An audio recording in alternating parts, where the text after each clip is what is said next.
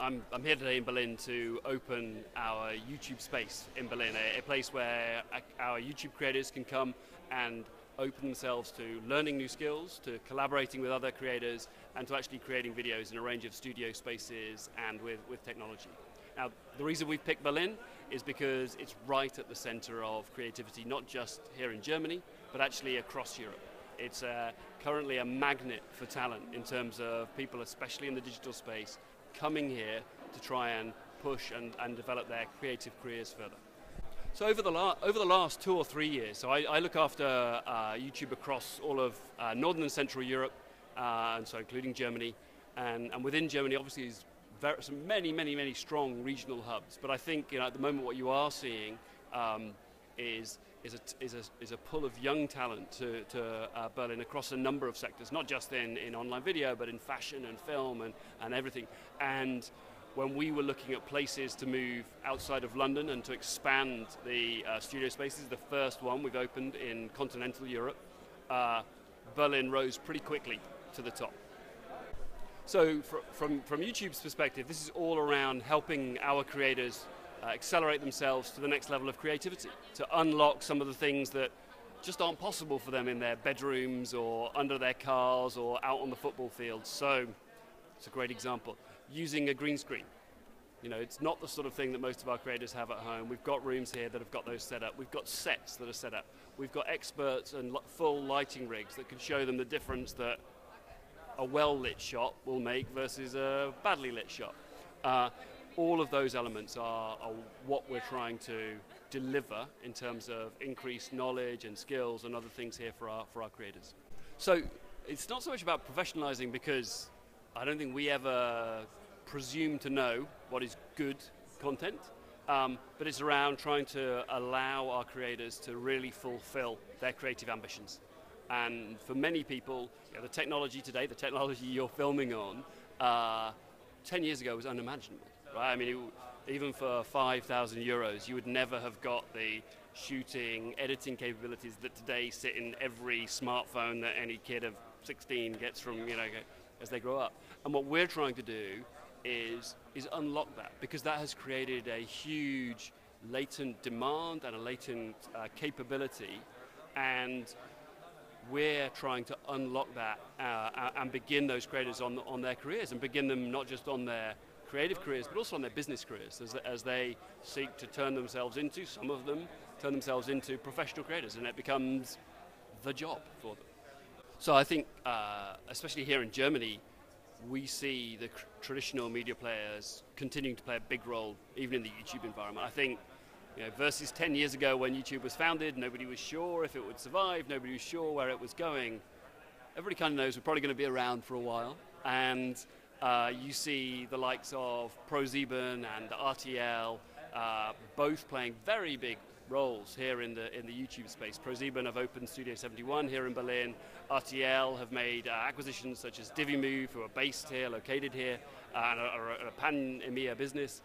We also see the production companies, so Endemol have located Endemol Beyond here in Berlin.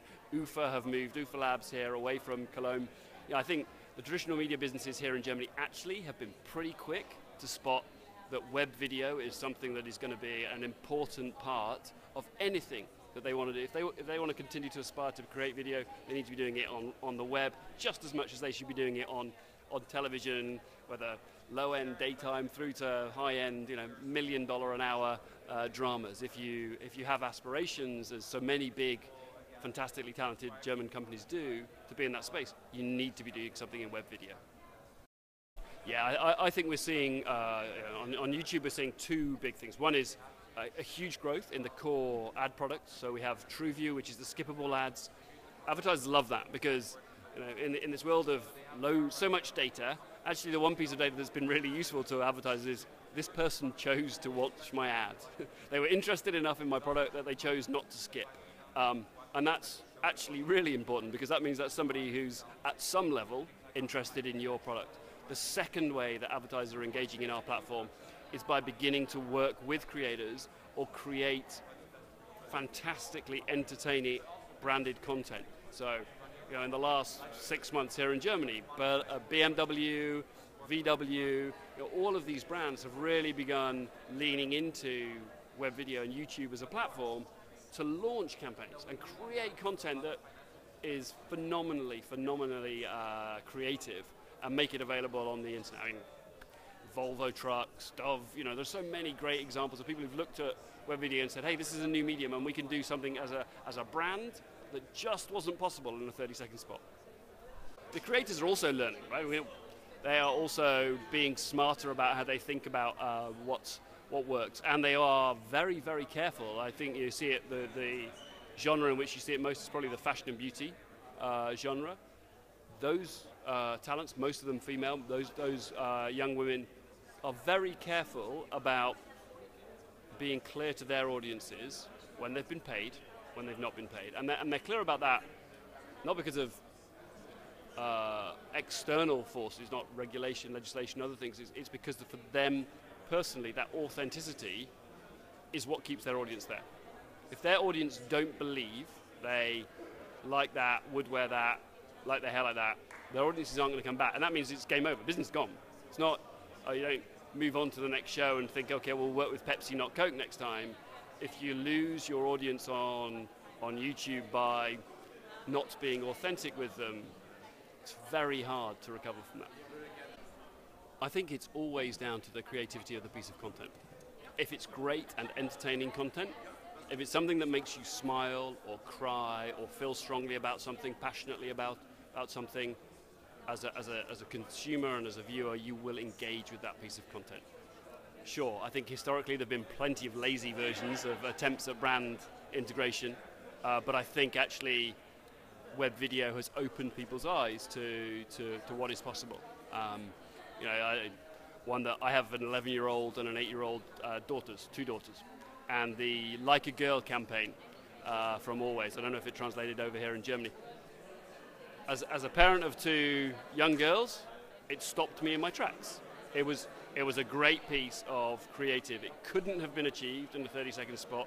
It worked beautifully in the world of web video, and I think as more creative agencies begin to look at what is possible in this new format, we're only just at the start of an unbelievably exciting space for brands and for audiences.